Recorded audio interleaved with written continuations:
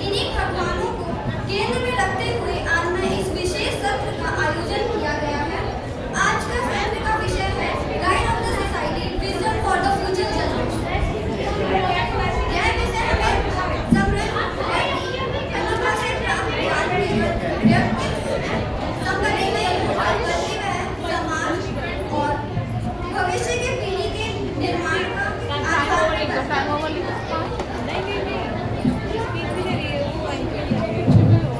इस कमेटी में respected chairperson miss Neetu राज तथा मिस अनीता रानी जी से अनुरोध करती हूँ कि वह कृपया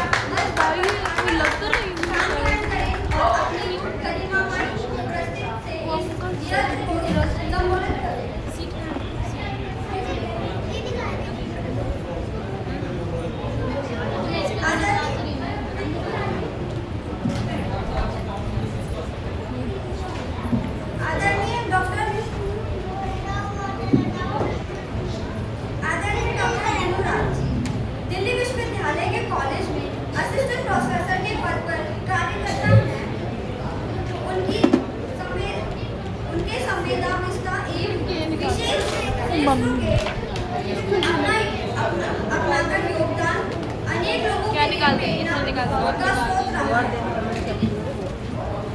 हमें पूर्ण विश्वास है कि आपके मार्गदर्शन में यह सत्र सभी प्रतिभागियों के उपस्थित साथियों के लिए अत्यंत ज्ञानवर्धक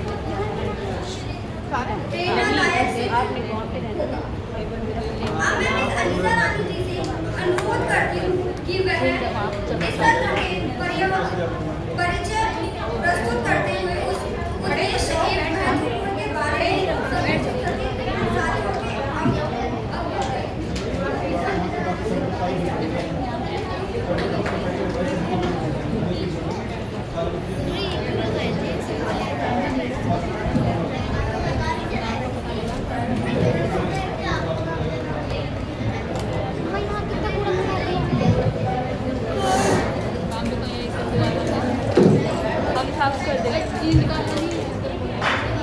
धन्यवाद मिस मेत्रिका जी। जैसा कि शिवानी जी ने अभी अपने संबोधन में उल्लेख किया, हमारे वरिष्ठ जन समाज की अमूल्य धरोहर हैं। उनके अनुभव, जीवन मूल्यों एवं मार्गदर्शन ने सदैव परिवार, समाज और राष्ट्र को सही दिशा प्रदान की है। इन्हीं विचारों को आगे बढ़ाते हुए आज के इस विशेष सत्र में हम उन सम्माननीय व्यक्तित्वों का स्वागत कर रहे हैं जिनकी जीवन यात्रा अपने आप में एक प्रेरणादायी पुस्तक के समान है और उनके अनुभव आने वाली पीढ़ियों के लिए मार्गदर्शन का कार्य करते हैं। सम्मानित चेयरपर्सन महोदया, आदरणीय निर्णायकगण, मंचासीन अतिथिगण, हमारे आदरणीय वरिष्ठ प्रतिभागियों एवं उपस्थित सभी साथियों को मेरा सादर नमस्कार। आज का यह विशेष सत्र 60 वर्ष से अधिक आयु वर्ग के महिला एवं पुरुष प्रतिभागियों के लिए आयोजित किया गया है। इस सत्र का विषय है guide of the society wisdom for the future generation. यह विषय अनुभव, संस्कार, जीवन मूल्यों एवं पीढ़ियों के बीच ज्ञान के हस्तांतरण की महत्ता को रेखांकित करता है। हमारे वरिष्ठ जन केवल उम्र में बड़े नहीं होते, बल्कि वे जीवन के विविध अनुभवों, संघर्षों, सफलताओं और सीखों के साक्षी भी होते हैं। उन्होंने बदलते समय, बदलते समाज और बदलती परिस्थितियों को निकट से देखा होता है। इसलिए उनके विचार केवल अनुभवों का संग्रह नहीं है, बल्कि जीवन के सार का प्रतिबिंब है। आज का यह मंच उन अनुभवी व्यक्तित्वों को समर्पित है जिन्होंने अपने जीवन के विभिन्न चरणों में अनेक चुनौतियों का सामना करते हुए परिवार, समाज और राष्ट्र के विकास में अपना महत्वपूर्ण योगदान दिया है। आज के सत्र में प्रतिभागी इस विषय के अंतर्गत प्रदान किए गए विभिन्न उप विषयों पर अपने विचार प्रस्तुत करेंगे। उनके अनुभव, जीवन दर्शन एवं सुझाव निश्चित रूप से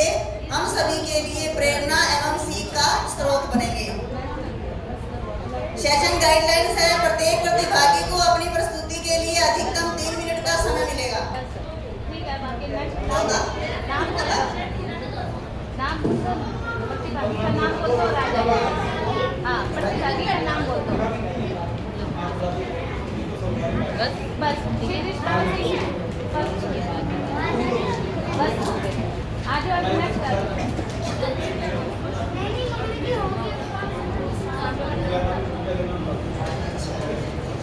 हमारे पार्टिसिपेंट हैं रीचपाल सिंह जी और राजेंद्र प्रसाद जी। हाँ, राजेंद्र बोलो, राजेंद्र प्रसाद जी। और तीसरे हैं विजेंद्र भास्कर जी। तो रीचपाल सिंह जी से रिक्वेस्ट है कि आप कृपया मंच पर आइए और अपने विचार प्रस्तुत कीजिए। कहाँ है बीनू मैडम? विजेंद्र जी।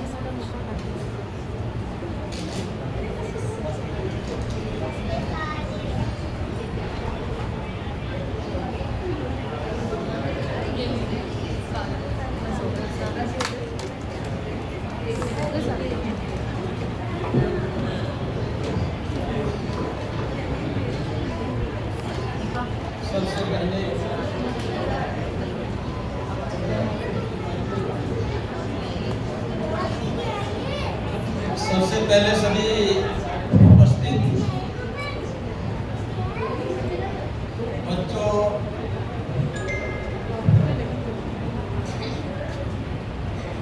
जिन्होंने इस प्रतियोगिता के अंदर भाग लिया, उनको, उनके पेरेंट्स को और माई फाउंडेशन के सभी पदाधिकारियों को, सबको जय भीम, जय भारत।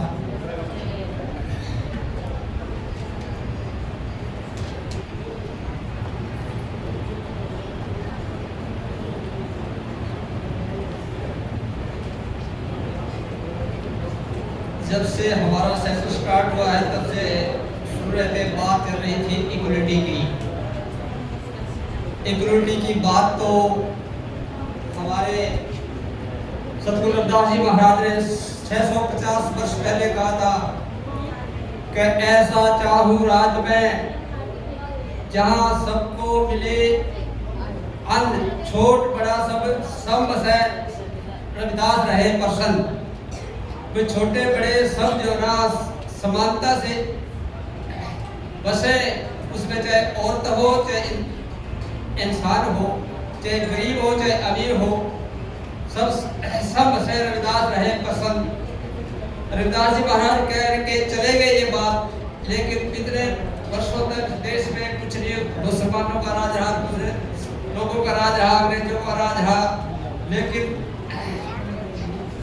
बाबा साहब ने लगभग 80 वर्ष पहले जब देश आजाद हुआ, तब इस देश के अंदर सबको बराबरी का हक दिया, एक वोट का हक दिया। लेकिन ये जो पीछे से जो सरकारें इस देश के अंदर रही, किसी ने भी आज तक हमारी किसी ने सुध नहीं ली। और हमारा जो ना कुछ बाबा साहब ने जो हमारे को कुछ दिया था, उसको भी इन्होंने अपने कब्जे में करके रखा, जिसकी वजह से हम पिछड़ते चले गए। तो अब ये जो अब समय कुछ आया कि हमारे को जो आरक्षण की जो दिया गया था थोड़ा बहुत, उस आरक्षण की बदौलत हम लोग यहाँ तक पहुँचे, हमारे बच्चे यहाँ तक पहुँचे और हम कुछ करने लगे। तो अब ऐसा वक्त फिर दोबारा से स्टार्ट हो चुका है कि हम जो ना पतन की तरफ हमारे को धकेलने की कोशिश की जा रही है। तो इसलिए आप लोगों का ये प्रयास बहुत ही सराहनीय है। आप ये बच्चे जो हैं, इनको जो ना जितना ज़्यादा हो सके अच्छे से अच्छी शिक्षा दीजिए और इनको अच्छे संस्कार दीजिए। और इनको जैसे एक बिटिया ने, और हमारी एक बिटिया बोल रही थी, बच्चों को इनको घर के अंदर दबा के मत रखिए, चार दीवारी के अंदर, कि हमारे को बीच में यही घर में दबा के रखा जाता है। ठीक है, हमारी बेटी आपके सामने, मेरी बेटी छोटी बेटी थी माला, ये जो आपके सामने बोल रही है, इसका कारण यही है कि इसको मैंने जब से ये स्कूल में छोटे बच्चे पढ़ते थे, तब से मैं इसको अपने ऑफिस में ले जा करके, मैं जनरल सेक्रेटरी था लिटरेसी क्लब का, तो वहाँ बच्चों को बुलाया करता था। तो तो मेरे दोनों तीनों चारों बच्चे जो ना बड़े अच्छे स्टेज पे लेक्चर देते हैं, बात करते हैं, भजन गाते हैं, सारा कुछ करते हैं। तो इसलिए बच्चियों को चाहे बच्चों को, यानी कि चार द्वारी शिक्षा, जिसको शिक्षा मिल गई, शिक्षा शेरनी का दूध है, जो पिएगा वो धाड़ेगा। जो अनपढ़ है उसको बेचारे को कुछ ही बोल दो डरता है। बाबा साहब ने हमारे को ऐसा त्याग दिया है शिक्षा का कि जो शिक्षा का जो ग्रहण कर लेगा ना, वो किसी से डरेगा नहीं, वे हम तो डरते नहीं।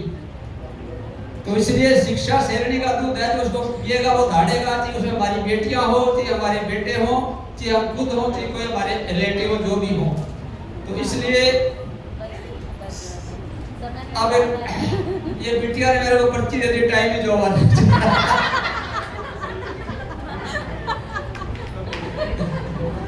तो बेटा मैं माई फाउंडेशन में तो कुछ बोल ही नहीं पाया।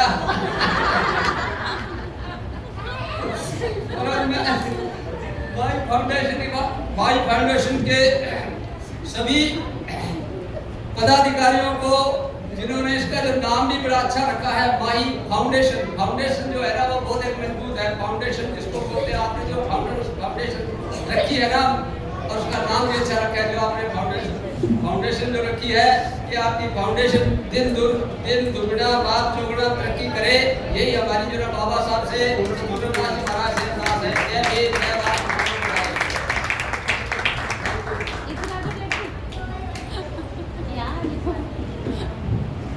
बहुत धन्यवाद रिचपाल सिंह जी। अब मैं स्टेज पर बुलाना चाहूंगी राजेंद्र प्रसाद जी को।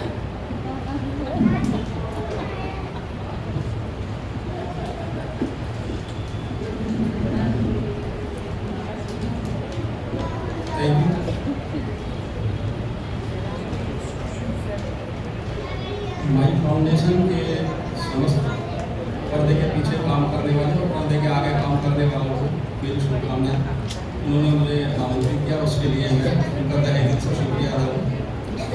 और उससे अधिक मैं सलूट करता हूँ, उससे ज़्यादा मैं सलूट करता हूँ इस हुमायूं फाउंडेशन को, क्योंकि मुझे यहाँ के ये लगा कि ये यहाँ पर नए भारत के नागरिकों का निर्माण कर रहे हैं। नए भारत के नागरिक, मतलब जो नए भारत के नागरिक हैं, उनको देख रहा हूँ मैं, भविष्य के नागरिकों पे। यहाँ पर थोड़ा चश्मे की प्रॉब्लम है, थोड़ा देख के पढ़ रहा हूँ।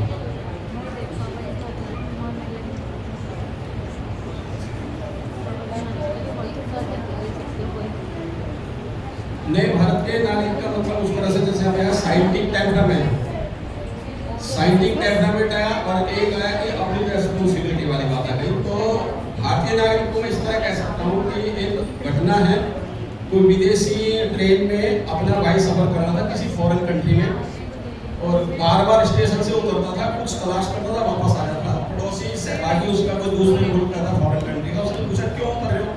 कि मुझे कोई फल चाहिए था, देखता हूँ नहीं मिल रहा है। अगला जो स्टेशन आया वो फॉरनर उतरा, और कहीं से जाकर उसको नहीं मिल रहा होगा, उसको पता नहीं होगा जगह कहाँ, वो गया जाकर पूरी टोकरी लाकर उसको दे दिया उसने। तो उसको करंट आप क्यों नहीं आए मेरे लिए? ये मतलब क्या है कि आप जाके ये बोलते कि भाई हमारे फल ही नहीं होते या मिलते नहीं है। ये नागरिकता वाली बात आती है। और साइंटिफिक टेम्परामेंट ये कह सकते हैं, जो मैं यहाँ देख रहा हूँ, कुछ बात भी आती साइंटिफिक। आज की तारीख में अगर हम हॉस्पिटल जाते हैं तो साइंटिफिक टेम्परामेंट की बात कर रहा हूँ, क्योंकि जो डॉक्टर इंजीनियर हैं वो साइड बढ़ के आते हैं, उनको साइंटिफिक टेम्परामेंट आना चाहिए। हम मरीज को लेकर जाते हैं, अगर मरीज बहुत ज़्यादा सीरियस है तो बोलेंगे भाई हालत तो खराब है, लेकिन बाकी ऊपर वाला जाने। अब ये साइंटिफिक टेम्परामेंट नहीं है, या उसकी लैंग्वेज ही साइंटिफिक नहीं है। मैं ये मानता हूँ कि हमारे जो बच्चे हैं, अगर कल भविष्य में अगर डॉक्टर बनते हैं, तो मैं वाक्य दे रहा हूँ, शायद ये उसका इस्तेमाल करेंगे।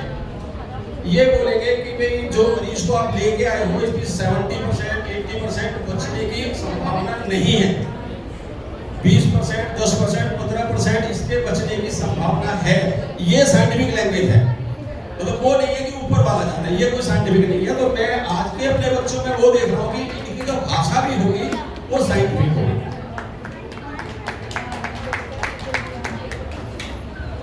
और एक ये कि मैं थोड़ा सा खुददार आदमी हूँ, और आसानी से मैं कहीं सर नहीं झुकाता। और यहाँ आकर मुझे ऐसा लगा है, एक शेर है, आसानी से जो झुक जाए उसे सर नहीं कहते। आसानी से हर दर पे जो झुक जाए उसे सर नहीं कहते, और जहां सर ना झुक जाए उसे दर नहीं कहते। तो मुझे लगता है कि यहाँ मैं सर झुका सकता हूँ, मुझे वो ऐसी जगह मिली है कि यहाँ पर सर झुका सकता हूँ। और एक मैं थोड़ा सा और कहूँगा कि जो बाबा साहब की डेथ हुई थी उस टाइम बताते थे कि उनके 6 लाख लोग रोए थे उनके मरने पे। उधर एक कार्ल मार्क्स था जो मरा था तो 14 आदमी रोए थे। तो अगर हम उसका कंपैरिजन करके देखते हैं 6 लाख और माइनस करो कुछ भी करो 14, उनसे कंपेयर अगर हम करें तो 6 लाख, आज हम शायद 6 लाख ही होंगे और वो 14 पूरे विश्व में फैले हैं। रीजन क्या है?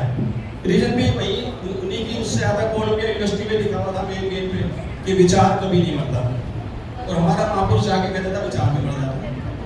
बड़ा बवाल हो गया, उनको भी खींच के लाया गया, पूछा गया ये क्या लिखा? तो उन्होंने जो रीजन दिया है कि विचार भी मर जाता है अगर उसका प्रचार प्रसार ना किया जाए तो। विचार भी एक पौधे की तरह है, उसका प्रचार प्रसार ना किया जाए तो वो भी मर जाता है। तो यही रीजन रहा कि हमारे जो 6 लाख हैं उन्होंने ना तो विचार का प्रचार किया ना प्रसार किया, सिर्फ एज ए भक्त की तरह रहे, मूर्ति पूज लिया, बाबा साहब का फोटो रख लिया, उसे पूज लिया। वो 14 आदमी ने कार्ल मार्क्स को पूजा नहीं, उसके विचार को पकड़ लिया, उसे फैलाया, उसका प्रचार प्रसार किया। और बच्ची मिली है तो एक शेर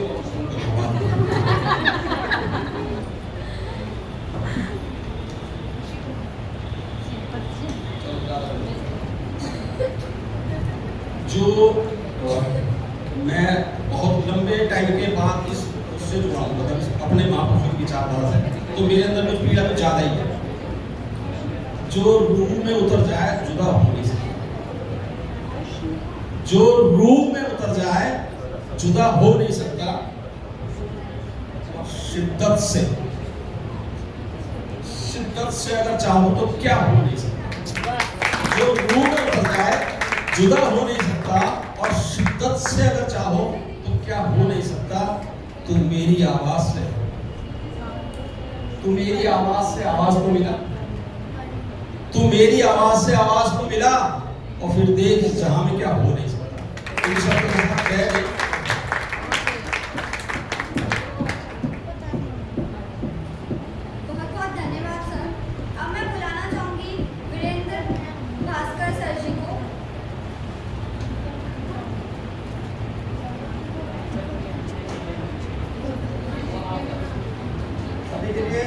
जय मूल्यवासी, जय संविधान, जय भारत।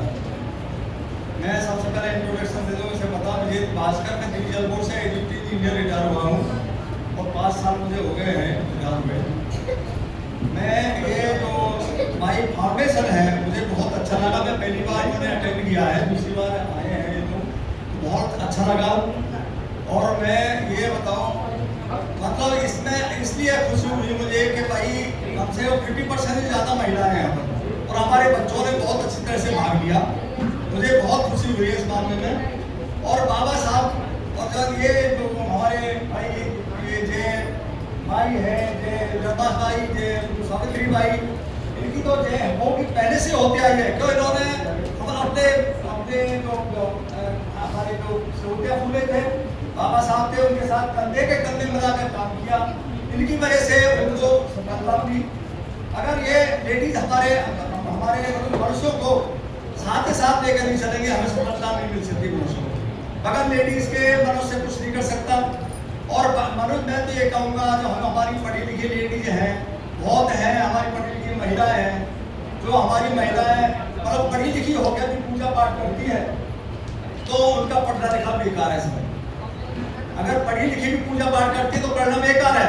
तो हमारे बहुत महान पुरुष हुए हैं, सबने ये कहा है कि पत्थर, कबीरदास ने कहा है पत्थर पूजे हर मिले तो मैं पूछूं पहाड़, इससे तो चाकी वाली पीस का संसार।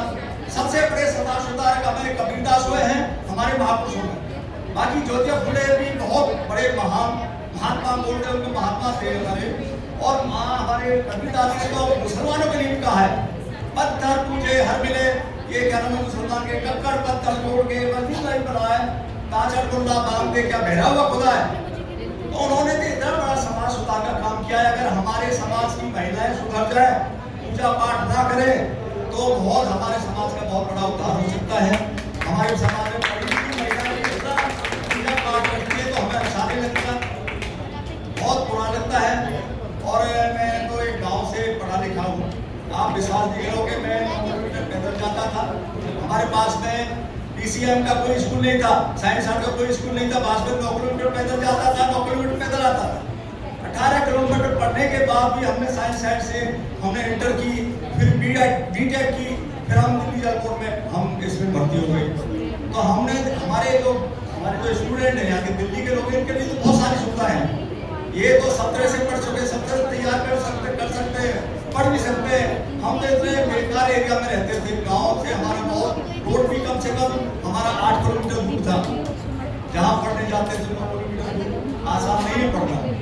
तो मैं तो यही कहूँगा कि भाई आप लोग यहाँ दिल्ली में रह रहे हो, मैं भी दिल्ली में रह रहा हूँ, मेरी मिसेज भी लेक्चरर है संस्कृत की। तो मेरी मिसेज जब मेरी शादी हुई थी, बीए थी, बताता हूँ, मैंने शादी के बाद में 4 क्लास पढ़ाई, बीएड करी, डबल एमए की और एमएड कराई शादी से बाद में। वो आनी पाई, बीमार से हो गई थी, डॉक्टर की थी किसी फंक्शन में मीटिंग में, तो वो आनी पाई नहीं, तो हमको नहीं, हम साथ साथ रहते हैं। ये मैं मैडम बैठी पूछो मैडम, तो हम तो साथ साथ ही करते हैं। तो मैं ये कहूँगा कि अपने जितने भी अपनी महिला है पूजा पाठ से दूर रहे, पूजा पाठ में खुश नहीं रखना, हमने अपने बच्चों को पढ़ाया लिखाया। महिलाएं हमारी महिलाएं तो दोनों परिवारों का उत्थान करती हैं। महिला अपने परिवार का भी करती है, अपने हस्बैंड के परिवार का भी करती है। तो मैं ज़्यादा नहीं कह के सबके लिए जय भीम।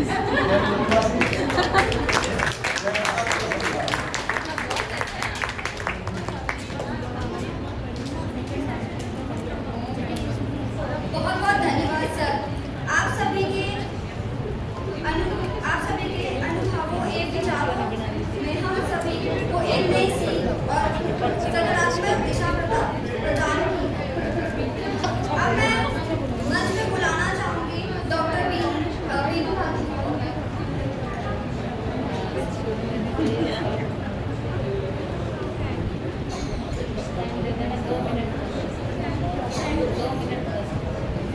एक बार जोर से बोलिए, जय रमाई, जय माता सावित्री बाई, जय फूले, जय माई, जय रमाई, जय सावित्री बाई फूले, जय माई फाउंडेशन की भी कर दीजिए। इस सत्र को मैं अंतिम रूप देते हुए मैं बस यही कहना चाहूँगी, जो हमारे वरिष्ठ जो लोग हैं, जो हमारे सीनियर सिटीजन हैं हमारे, उनकी हमें पूरे उनके पद चिन्हों में चलना चाहिए। हमारे जो परिवार का एक प्रमुख अंग है और उनकी हमें जितनी हम सेवा कर सकते हैं, उनसे जितना हम पॉजिटिव चीज़ें ले सकते हैं हमें लेनी चाहिए, क्योंकि ये समय चला जाएगा, ये चीज़ें हमें दोबारा वापस लौट के हमारे पास नहीं आएंगी। तो इस समय रहते उन चीज़ों को हम समझें और उनकी इम्पोर्टेंस को समझें, उनको उतना ही महत्व दें जितना उनको मिलना चाहिए, उनकी रिस्पेक्ट करें और उनका आदर सम्मान करें, उनको हर ऐसे कार्यक्रम में लेके जाएं ताकि उनको लगे कि हम भी इस परिवार का एक प्रमुख हिस्सा है, उनको सारी चीज़ें दें।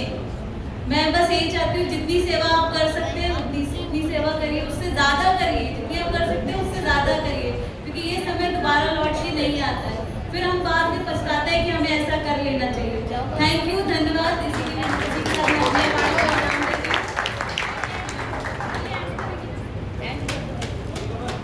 धन्यवाद मैम, आपके प्रेरणादायी एवं मार्गदर्शक विचार निश्चित रूप से हम सभी के लिए प्रेरित का स्रोत रहेंगे। अवार्ड सेरेमनी से पहले मैं हमारे मुख्य अतिथि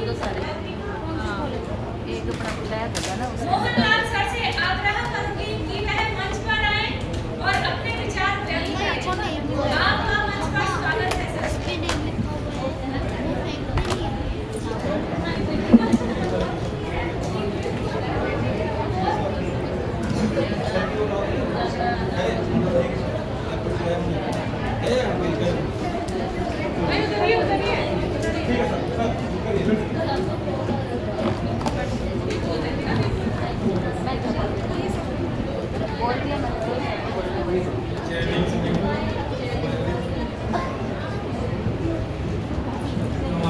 बच्चे भी कह रहे थे कि उनके ऊपर उनकी भाई ने कहा कि मैंने उनको बोल रही है, मेरे ऊपर ऐसा कोई प्रेशर नहीं है।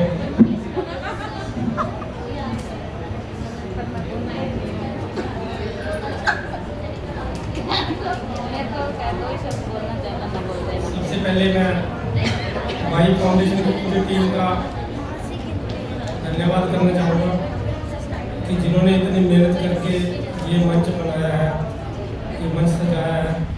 और इस तरह के जो सेमिनार होते हैं उनमें बहुत एनर्जी लगती है। दिखने में ये हमें ऐसे नॉर्मल सा लग रहा है और मुझे पूरा भरोसा है, पूरा विश्वास है आने वाले समय में यहाँ से बहुत अच्छे वक्ता, बहुत अच्छे लीडर, बहुत अच्छे राइटर निकलेंगे। मुझे पूरा भरोसा है।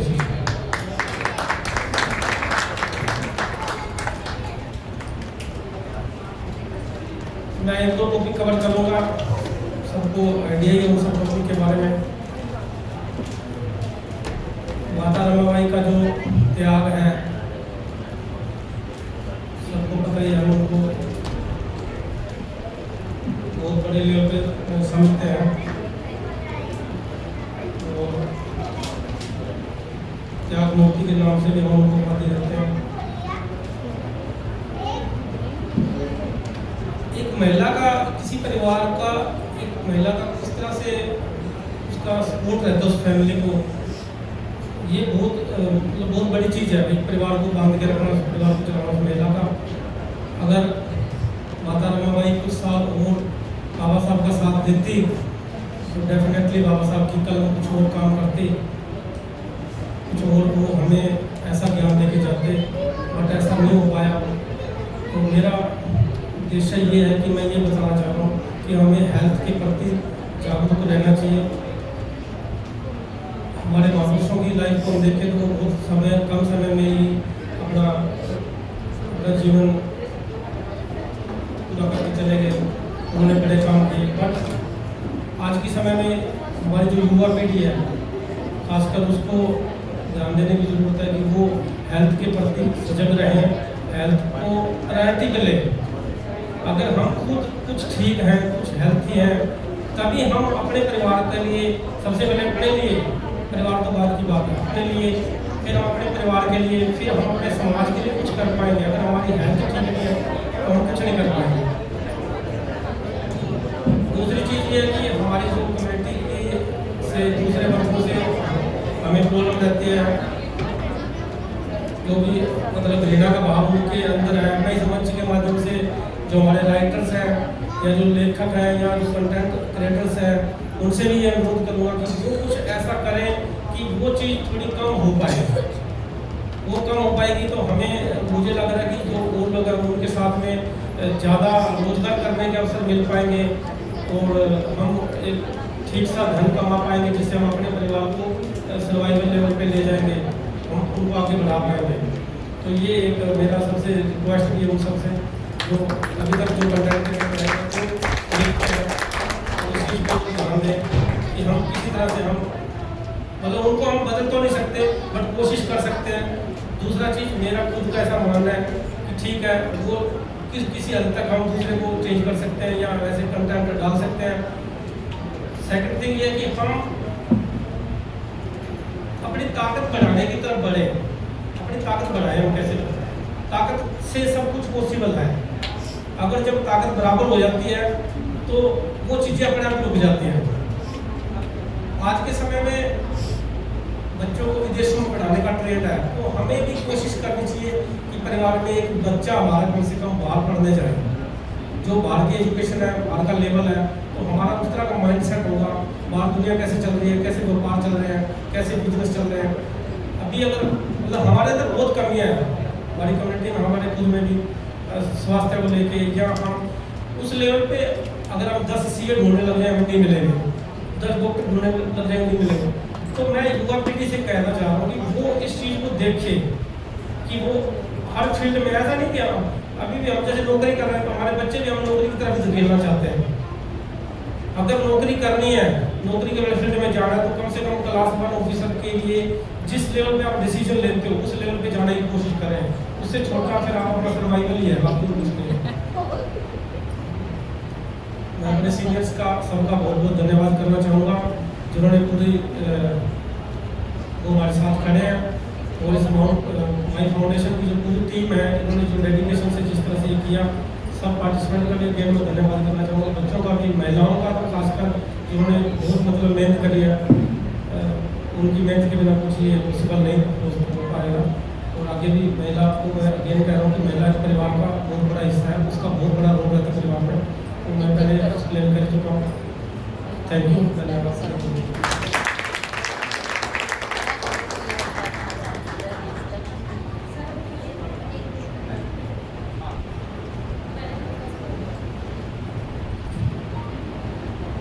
एक बार फिर से आपके अमूल्य शब्दों और प्रेरणादायक उपस्थिति के लिए बहुत बहुत धन्यवाद सर।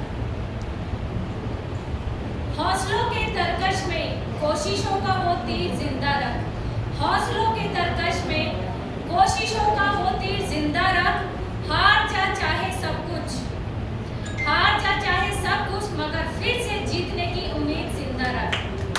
साथियों, अब वो घड़ी आ गई है जिसका हम सबको बेसब्री से इंतजार था। यह समय है उन सितारों को सराहने का जिन्होंने अपनी कड़ी मेहनत, निष्ठा और असाधारण प्रतिभा से आज इस मंच को गौरवान्वित किया है। सफलता किसी पहचान की मोहताज नहीं होती, लेकिन जब उसे पहचान मिलती है तो वो इतिहास बनता है। Now it's time for award distribution and recognition ceremony. आप सभी के सामने आज माई फाउंडेशन के इस अवसर पर तथा इसके अंतर्गत होने वाले कार्यक्रम के फर्स्ट प्रोग्राम जो कि 3 जनवरी को हुआ था, ऑनलाइन प्रोग्राम की चीफ गेस्ट प्रोफेसर नीलम आज हमारे बीच में उपस्थित है। अब मैं हमारे अतिथि को फेलिसिटेट करने के लिए हमारे आज के प्रोग्राम के चेयरपर्सन मिस दीपमाला जी और हमारे ऑनलाइन सेशन के चेयरपर्सन मिस रूपा गौतम जी को मंच पर आमंत्रित करना चाहूंगी कि वो माई फाउंडेशन की तरफ से उन्हें भेंट प्रदान करें।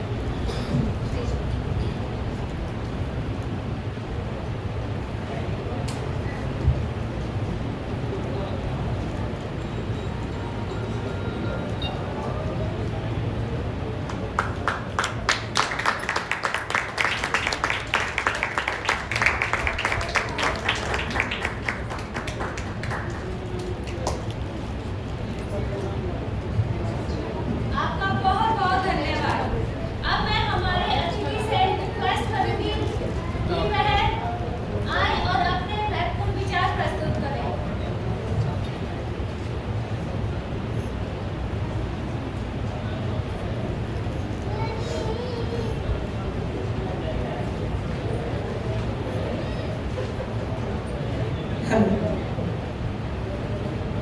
सबसे पहले तो मैं माई फाउंडेशन के जो पदाधिकारी हैं उनको मैं बधाई दे रही हूँ, दोबारा से ये बधाई दे रही हूँ कि उन्होंने एक ऐसा कारवां चलाया है जिसकी हमारे समाज को बहुत जरूरत है। हालांकि इस पर बोला बहुत जा सकता है, लेकिन हमारी साथी की जो जद्दोजहद और जो मुश्किलें थी समय को लेकर वो मैं देख रही थी, और चेहरे से पसीने भी छूट रहे हैं तो साथियों के।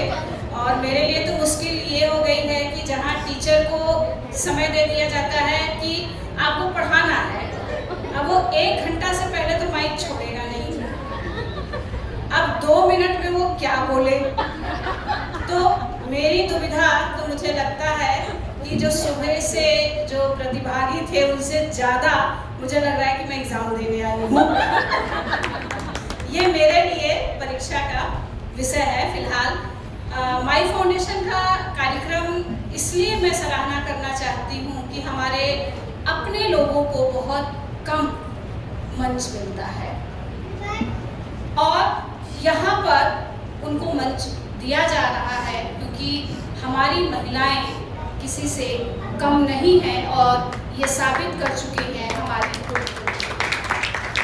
माता रमाबाई, सावित्रीबाई फूले। यहाँ पर बस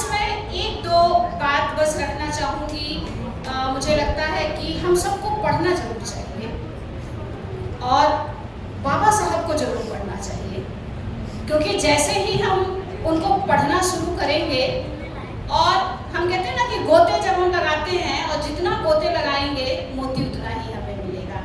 हमें लगेगा कि हम बहुत कम पढ़ रहे हैं, और जितना अंधविश्वास आज हमारे समाज में धीरे धीरे फिर से व्याप्त हो रहा है, उसके लिए हमें हमारे बच्चों को बाबा साहब को पढ़ना बहुत जरूरी है। और आप लोग पढ़िए, जिससे कि आपको अंधविश्वास और पाखंड से बाहर निकलने में बहुत सहायता मिलेगी। यहाँ बस मैं 3 चीज का उदाहरण दूंगी, क्योंकि मैं 2 घंटे से यहाँ बैठी थी और सुन रही थी। जिक्र होना चाहिए, पता भी होना चाहिए।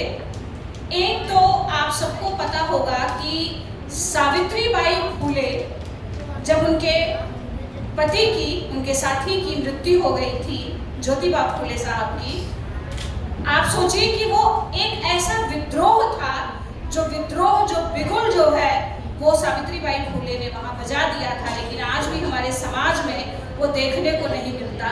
उन्होंने अपने पति का दाह संस्कार खुद किया था। ये शायद आप लोगों को, बहुत ही कम लोगों को जानकारी है। जहाँ पर स्त्रियों को, जहाँ चिता जलती है, वहाँ जाने की मनाही है, वहाँ प्रवेश नहीं मिलता है, और वहाँ पर उन्होंने बिगुल बजाया था। तो ये विद्रोह था, ये क्रांति थी, और वो क्रांति हमारी महिलाओं ने किया।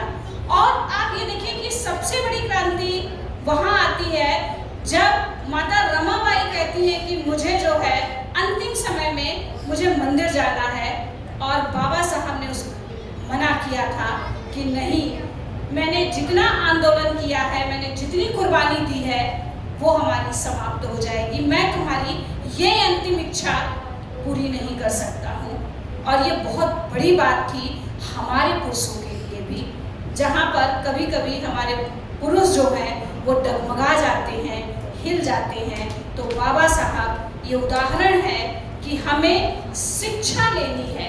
आप ध्यान दीजिएगा, बाबा साहब कभी ये नहीं कहते कि हमें साक्षर बनना है, वो शिक्षा की बात करते। साक्षर तो सब हो जाते हैं, पर कितने शिक्षित होते हैं, कितने पाखंड और आडंबरों को पार करके अपने देश और अपने समाज के लिए कुछ करते हैं। तो मुझे एक उम्मीद दिख रही है इस माई फाउंडेशन के मंच से कि आप लोग कुछ नया करेंगे, कुछ नया सिखाएंगे, समाज को कुछ नया देंगे, और हमारे जो पुरखे, हमारी पुरखनी जो करके गए हैं, हम उनकी ताल से ताल मिलाते हुए आगे बढ़ेंगे। बस इन्हीं शब्दों के साथ मैं अपनी वाणी को विराम देती हूँ। मौका मिला तो बाबा साहब पर, ज्योतिबा फुले पर और सावित्रीबाई फुले पर एक लंबी चर्चा जरूर की जाएगी। धन्यवाद।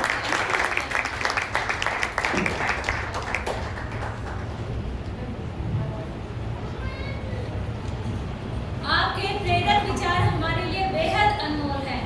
आपने अपने अनुभव के माध्यम से जो मार्गदर्शन हमें दिया है, वह हम सभी के लिए बहुत महत्वपूर्ण है। आपने अपने व्यस्त दिनचर्या में से जो समय हमें दिया है, हम सदैव उसके लिए आपके आभारी रहेंगे। धन्यवाद मैम।